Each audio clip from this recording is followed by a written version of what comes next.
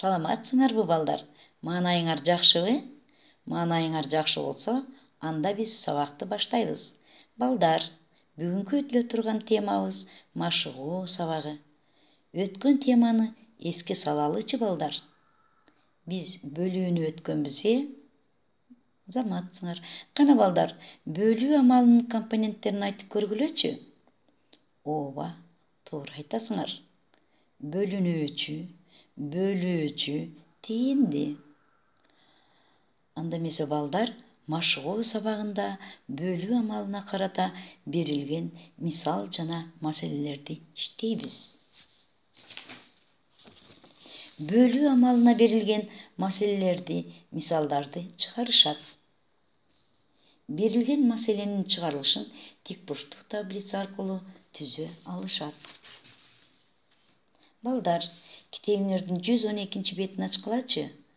645 маселени окуйм. Асы 8 оюнчук 2 текчеге тепе-тең бөлүштүрүлдү. Ар бир текчеде канчадан оюнчук бар? Кантип иштейбиз балдар? 8 бөлү 2 барабар 4. Азаматсыңар. Ошондо балдар, 2 текчеге канчадан оюнчук коюлду? 2 текченин ар бирине 4төн оюнчук коюлду. Туура айтасыңар. Экинчи маселени карайбыз, Бысын. 8 оюнчук 2ден бир нече текчеге бөлүштүрүлдү. Канча текчеге оюнчуктар коюлду? Бысын деле балдар 8 бөлү 2 туйутмасы барабар 4 деп жазып алабыз.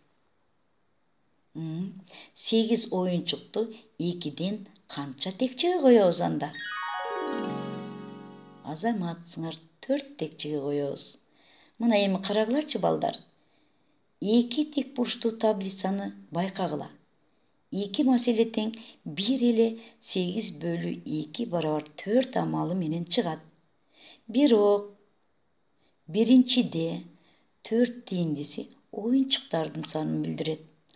Ал эми экинчиде 4 тииндиси текчелердин санын билдирет. 646 маселени окуйм.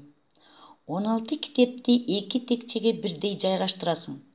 Ар бир текчеге канчадан китеп коесуң? Туйунтманы жаз. Кандай кылып жазабыз балдар? 16 бөлү 2 барабар канча болот? 8. Тииндиси канчага барабар экен? 8. Азаматсыңар. Демек, ушул 16 китепти 2 текчеге жайгаштырабыз. Канчадан кылып жайгаштырабыз? Тииндиси 8 чыккандыктан ар бир текчеге 8ден китеп коебуз. Азаматсыңар. Ар бир текчеде канчадан китеп экен? 8ден. Балдар, азыр тыноо жасайбыз. Эс алабыз.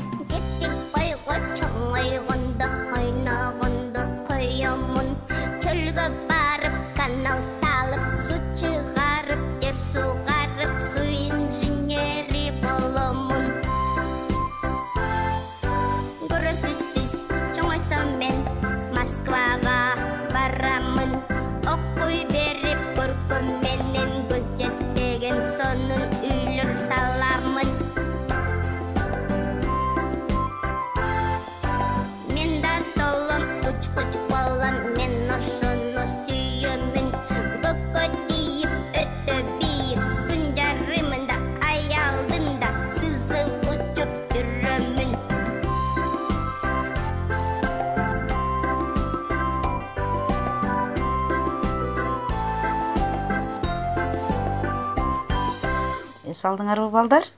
Эми кайрадан маселе иштөөнү улантабыз. 647. Тегерекчелердин жардамында 6 менен 3-түн тииндисин жазып, маанисин тап. Канча сап белгиленет. 6 тегерекчени 3-төн бөлүп коебуз. Балдар, Кандай туйунтма жазабыз анда? 6/3 туйунтмасы 2-ге барабар. Тыйынтысы канча болду? 2. Демек канча сапка коебуз? 6 тегерекчени 3төн 2 сапка коебуз. Туура айтасыңар. Жообу 2 сап. Кийинки маселени окуйм азыр балдар. Байкемдин короосунда 36 кой бар. Ал эми эжемдин короосунда болсо, ага караганда 11ге аз. Менин бир туугандарымда канча кой бар? Кана балдар, маселе эмне жөнүндө айтылып жатат? Туура айтасыңар, кой жөнүндө айтылып жатат. Биз маселенин адегенде кыскача шартын түзөбүз. Байкеңердин короосун 1 дейсиңер, эжеңердин короосун 2 дейсиңер. Анда эмесе 1 короодо 36 кой белгилүү. Ал эми 2 короодо эжеңердин короосунда 36 койго караганда 11ге аз. Бул белгисиз суроо коебуз. Эми 2 короодо биригип канча кой? Кандай туйунтма жазабыз балдар? Туура айтасыңар, азаматсыңар.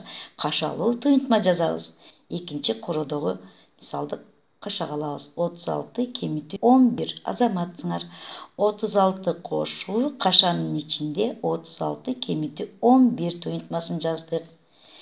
Биз бул туйунтманы жазууда эмнени биринчи иштейбиз балдар? Кашанын ичин. Кайсы амалды? Кемитүү амалын. Азаматсыңар. Мамыча түрүндө иштейбиз анда. 2 орунду сандан 2 орунду санды кемитүүдө бирдиктен бирдикти, ондуктан ондукту кемитебиз. Канча чыкты балдар? Азаматсыңар 25. Эми 36га 25ти кошобуз. Демек 36га 25ти кошсок канча чыгат балдар? Бирдикке бирдикти кошобуз. Бирдиктерди кошуудан келип чыккан ондукту унутуп калбас үчүн балдар эмненин үстүнө белги коебуз? Ондуктун үстүнө. Ой, туура айтасыңар азаматтар. Канча чыкты анда? 61. Демек 2 короодо биригип канча кой экен? 61 кой. Азаматсыңар. Эми кийинки маселе 649. Балдар, 14 тегерекчени 2 сапка бирдей жайгаштыр. Ар бир сапта канчадан тегерекче болот? Амалды жаз. Адегенде биз амалды жаза алайлы балдар. Кандай кылып жазабыз? 14/2. 14/2 туйунтмасы канчага барабар? 7ге. Азаматсыңар. Эми ушу 14 тегерекчени канча сапка коюшуптур балдар? 2 сапка канчадан коюптур? Ар бир сапка 7ден коюптур. Демек, жообу 7ден. Азаматсыңар балдар. Бүгүнкү сабакка абдан жакшы катыштыңар. Үйгө тапшырма алып алгыла. Номер 650 мисал. Мында кошуу жана кемитүү амалдары экен. Иштеп келесиңер балдар. Саламатта калгыла, көрүшкөнчө.